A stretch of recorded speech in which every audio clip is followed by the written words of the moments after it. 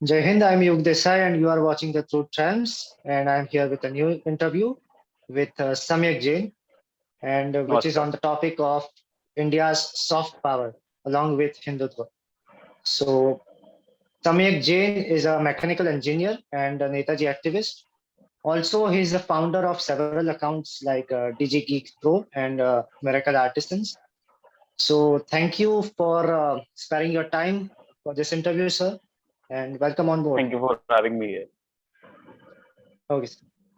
तो सर मैंने एक प्रश्नों की सूची बनाई है, उसमें से मैं आपको प्रश्न पूछूंगा। और इस इशू को सबसे पहले समझने से पहले एक बेसिक क्वेश्चन है कि, और ये क्वेश्चन बहुत जरूरी है कि is India capable to inspire और to show her soft power to other countries? क्या इंडिया कैपेबल है पहले? That's the question. India is capable to, एक बार फिर से दोहराएंगे? या is India capable to inspire और to show her soft power to other countries? To other countries like Bhutan, Nepal. Yeah, anywhere in the world. कि जिससे दूसरी कंट्रीज इन्फ्लुएंस हो हमारे कामों से, तो क्या इंडिया कैपेबल है? या I think Bharat is quite capable कि वो और देशों को इंस्पायर कर पाए. स्पेशली मुझे जो लगता है कि सियान नेशंस हो गए, जो साउथ ईस्ट एशियन नेशंस हो गए, जिन पे हमारी 1940s में पकड़ काफी अच्छी थी और हमारे रिलेशन काफी अच्छे थे उनसे, तो उनको इंस्पायर कर सकती है सियान. और ब्रिक्स में हमारी काफी मुझे लगता है कि ब्रिक्स में भी अभी हम काफी अच्छे स्टैंड पे हैं, और G7 में भी. लेकिन सियान काफी अच्छी पकड़ है हमारी और काफी अच्छे रिलेशन हैं, उनको हम और मजबूत कर सकते हैं. बाकी उसके अलावा यूएन में भी काफी कुछ नेशंस हैं, जैसे वेनेजुएला हो गए, जिन पे हम पकड़ अच्छी कर सकते हैं. लेकिन अभी क्या देख रहे हैं हम पिछले कुछ सालों में कि नेपाल और श्रीलंका और वगैरह वगैरह नेशन चाइना के हाथ पे हम लूज कर रहे हैं. भूटान, इवन भूटान तक जा रहा है. भूटान तो एक मैंने पोस्ट भी देखा था, भूटान और इंडिया का relation is like friends with benefits. तो यही ओके रह गया, ऐसा ही लगता है आजकल. हाँ, मैं मेरा ऐसा मानना है कि ये जो पूरा चाइना है वो सभी हमारे इंडिया के नेबरिंग कंट्रीज को अपने जाल में फंसा रहा है और इंडिया को अपना एनिमी बना रहा है. क्या वन बेल्ट वन रोड तो सबसे बड़ा स्कैम है इनका. हाँ. Yes.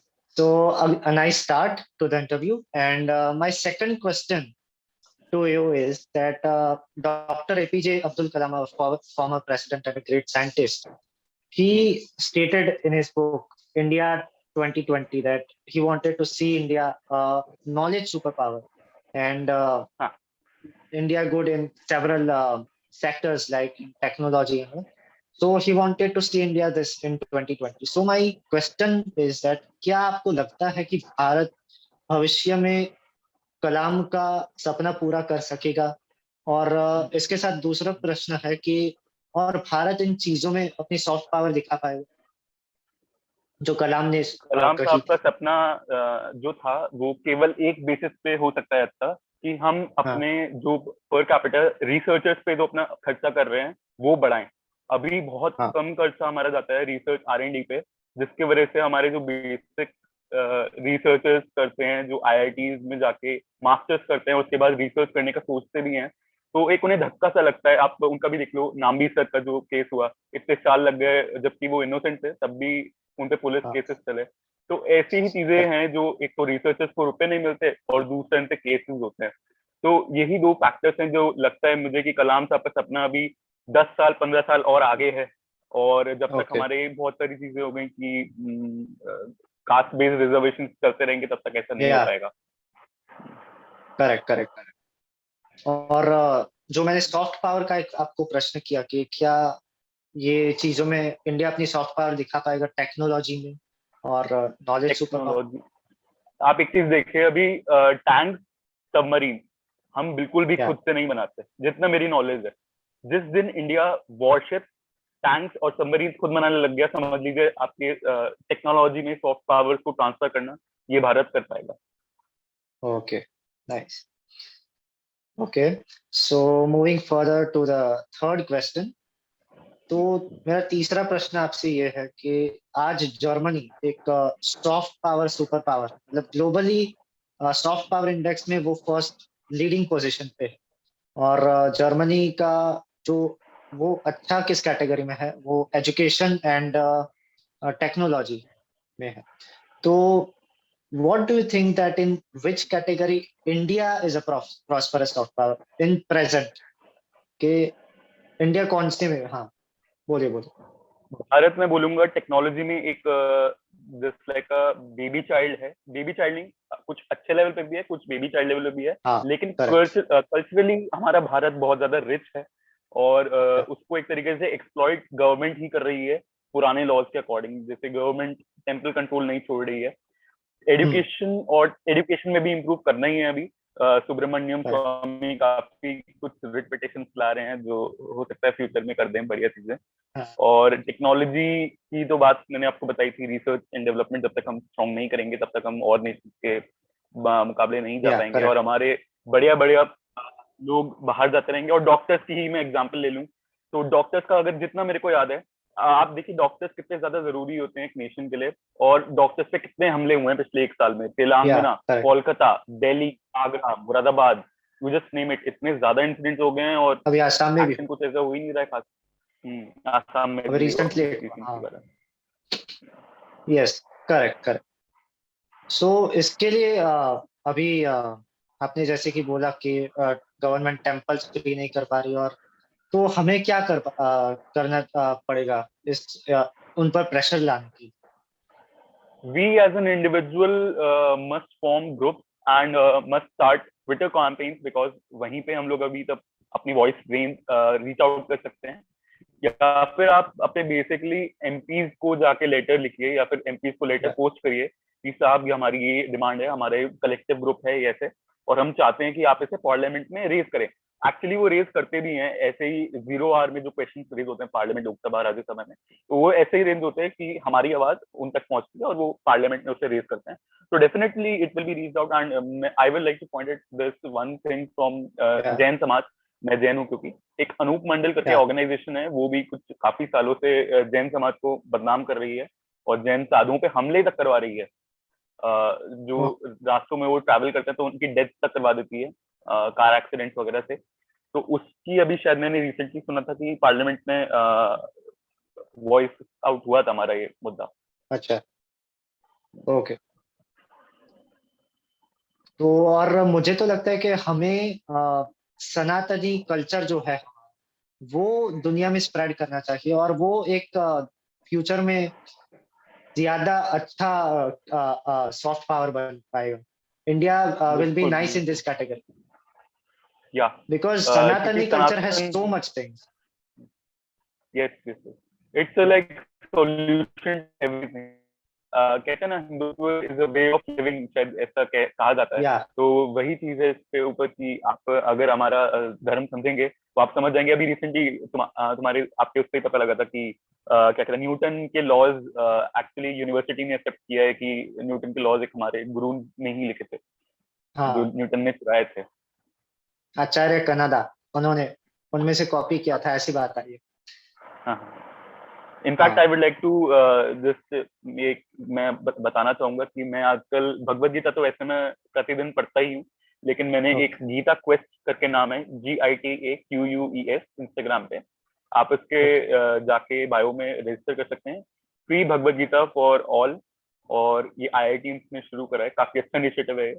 मैं तो उन्हें डोनेट भी करने वाला हूँ। तो पुरुषों और महिलाओं के लिए, for men and women, there are different courses, मतलब सेपरेट क्लासेस रहती हैं इसमें। तो आप इसे जरूर ज्वाइन करें और शेयर करें। Okay sure. So and for the kind information viewers, Samyak Jain एक भगवत गीता टीच भी करते हैं through his live videos and all, we have seen, and he also sings songs and all. So he is a wonderful person. Yeah so moving forward to fourth question, would India prosper in becoming a soft power superpower just like Germany is now nation globally? If yes, then how? एक बार repeat करना question. Would India prosper in becoming a soft power superpower globally, just like Germany is now in a leading position? If yes, then how? If yes, then how? Germany की तरफ, अगर Germany का वही एक तरीके से base होता है ना एक देश का, अगर वो बेस ही मजबूत नहीं हो तो काम नहीं Yeah, बनेगा। अगर हम हमारे correct. देश का बेस उठा के देख लें तो इतना ज्यादा भयंकर बेस है, तो वहीं से हमारा हिला हुआ पड़ा है पूरा। Dominant state, British Commonwealth, transfer of power Hmm. का इतना बड़ा चिट्टा लेखा जो सरकार के पास है और जो किसी के पास है नहीं देखने के लिए, तो वही हाँ, चीजें फाउंडेशन ही तोड़ देता है। हिस्टोरियंस तक इस पे बहस करते हैं कि हम 100 साल के लीज पे आजादी मिली हुई, स्वतंत्रता मिली हुई है हमें, hmm. इस तक पे डिबेट कर लेते हैं, और आज तक ये बात किसी को क्लियर है ही नहीं। तो मैं यही Yeah, कहूंगा कि जब correct, तक correct. बेस क्लियर नहीं है हम सोच भी नहीं सकते आगे का, तो ऐसे कैसे पर होगा। आज के जमाने में बीजेपी कुछ करती है तो कांग्रेस उसको वो अपोज करने लगती है, और ऐसा ही पार्टी में ही दुश्मनी चलती रहती है। हाँ हाँ हाँ तो हाँ, हमें एग्जैक्टली। इसके लिए कुछ सोल्यूशन लाना पड़ेगा, and youth is the solution future में। मुझे लगता है कि अभी का जो यूथ इवॉल्व हो रहा है, फ्यूचर में India will be very good, very good. Yes. Yes. And एक माय यूथ के लिए मैं थोड़ा सा बोलना चाहूंगा, 4 मूवीज का हाँ, श्योर। सजेशन जो मैं, एक जो मैंने रील भी बनाई थी अपनी इसके ऊपर, कि आप ये 4 मूवीज देखिए और अपने दोस्तों में फैलाइए, क्योंकि ये 4 मूवीज ही हमारा बेस है, हमारी जो भी मैं कहूंगा जो मैंने बेस खेला हुआ है, इन 4 मूवीज से वो बेस बढ़ जाता है कुछ हद तक। जी। Buddha and traffic jam on urban nexus and communism, Gumnaami movie on Netaji Subhash Chandra Bose and in the Indian history. उसके बाद हो गए हमारे द ताशकंद फाइल्स, डेथ या mystery, murder mystery, sorry, murder mystery of Lal Bahadur Shastri ji, the second prime minister of India. और उसके बाद कौन सी है, अपन मैं मिसिंग आउट, कोई बात नहीं, ओके, होगी कोई होगी। बात। हाँ Yeah, so I hope the viewers would have listened this, and we will also keep the uh, photo of these 4 movies inside this video so that viewers can see that easily. Yes. Now moving forward to the fifth question, that what is the role of India's unity among people when it comes to influence other nation? मतलब अगर हमें influence करना ही है other nations को with our things, then हम हिंदू मुसलमान में झगड़े होते रहते हैं आज की तारीख में। ठीक है, तो वो यूनिटी कैसे लाएंगे, और यूनिटी होगी तो हम इन्फ्लुएंस कर पाएंगे दूसरे देशों को। यूनिटी तब ला पाएंगे जब तक एक यूनिफॉर्म कॉमन सिविल कोड नहीं आ जाता। अच्छा। जब तक secularism is so called secularism, secularism हो जाएगा तब। वैसे तो सेकुलरिज्म हटने वाला है, थैंक्स टू सुब्रमण्यम स्वामी जी, उसकी चिंता नहीं है, वो तो हो जाएगा। So can you please elaborate about the uniform civil code, because many viewers would not know what uniform is that. Civil code, देखो वही बात है कि क्या कहते हैं, हम तो बस बोलने वाले हैं, हमें कुछ ज्यादा ज्ञान नहीं है इस टॉपिक पे। जितना मैं समझता हूँ कि अभी जो हमारा कॉन्स्टिट्यूशन में लिखा हुआ है कि हिंदू लॉ अलग हैं, मुस्लिम लॉ अलग हैं, लेकिन चलो ठीक है हाँ, लॉ अलग हैं, लेकिन आप कंट्रोल क्यों कर रहे हो चीजों को? आप पढ़ाई को स्पॉन्सर क्यों नहीं, वो गुरुकुल क्यों नहीं जाने दे रहे हो? अगर आपको पता है समाज बच सकता है इस चीज से, ये अच्छी चीज है, और ब्रिटिश कब के जा चुके हैं, तो आप किसका इंतजार कर रहे हो अब तक? जी, ये बिल्कुल बिल्कुल, एकदम से। तो ये क्वेश्चन हमने सर से सुन लिया है उसका answer, and moving forward to Hindutva, soft power का पूरा कॉन्सेप्ट जो क्वेश्चंस की लिस्ट थी वो खत्म हो चुकी है, and now we are going forward to Hindutva. So sir, what Hindutva means to you? Hindutva क्या है आपके लिए? हिंदुत्व सुनते ही मेरे दिमाग में अटल बिहारी वाजपेयी जी का वो कविता याद रहती है, मुझे याद तो नहीं है, हाँ, लेकिन वो बहुत पावरफुल लगती है। हिंदुत्व मेरे वाह। लिए ये है, true true definition of Hindutva is where we follow Sanatan Dharma truly, जहाँ पे हम शास्त्रों का असली अर्थ समझते हैं, जहाँ से बच्चों को बचपन से ही सिखाया जाता है कि सनातन धर्म क्या है, वो हम्म, सीखते हैं कि शास्त्र क्या है, और कोई उन्हें मॉक नहीं करता है। बेसिकली अब क्या है कि क्या? आप बचपन से तो कुछ पढ़ते नहीं है, आप कहीं कॉन्वेंट स्कूल से या कहीं से पढ़ते हैं, पब्लिक स्कूल से पढ़ते हैं, वहां पे कुछ का कुछ आपको सिखाया जाता है और आप धर्म के बारे में कभी नहीं सीखते हैं। Hindutva for me hmm, is वही जो मैंने बताया कि क्या कहते हैं, वी लर्न द शास्त्र and about Hindutva and about sorry Hindu धर्म फ्रॉम द हाँ, बेसिस, जहां आपका बेस ही तैयार है अच्छे से, हम्म, तो आप समझ पाएंगे कि आपको जीवन में क्या करना है।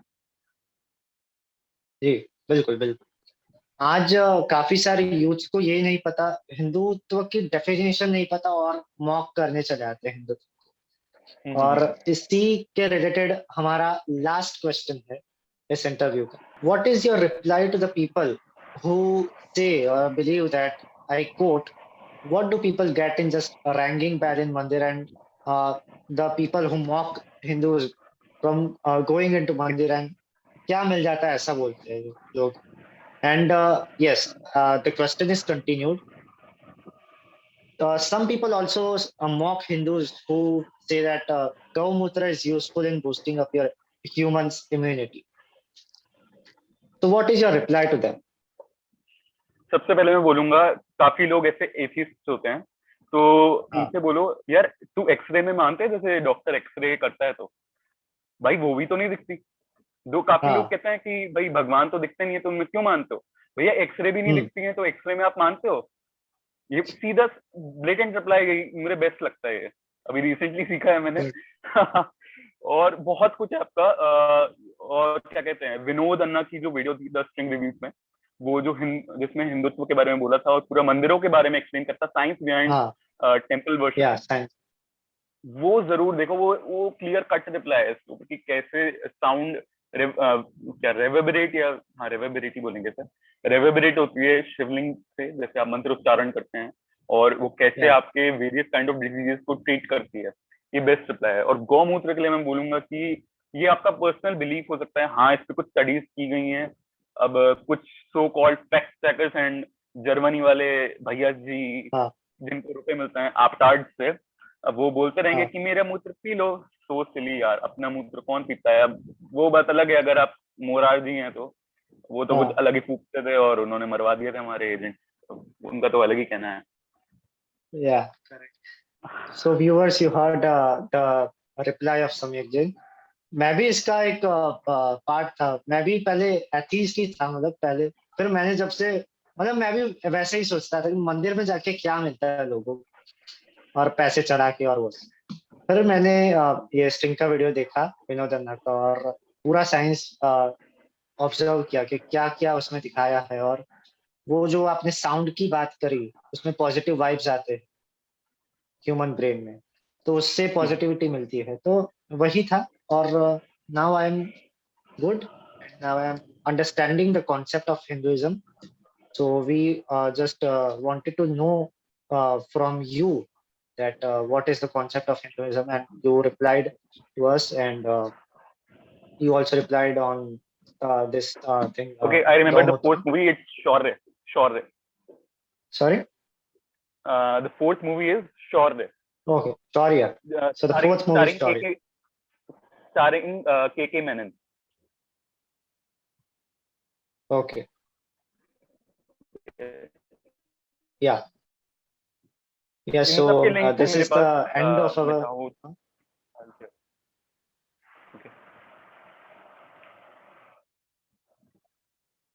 You have the links. Yes, I have all the links, मेरे पास गोल्ड माइन है लिंक्स का।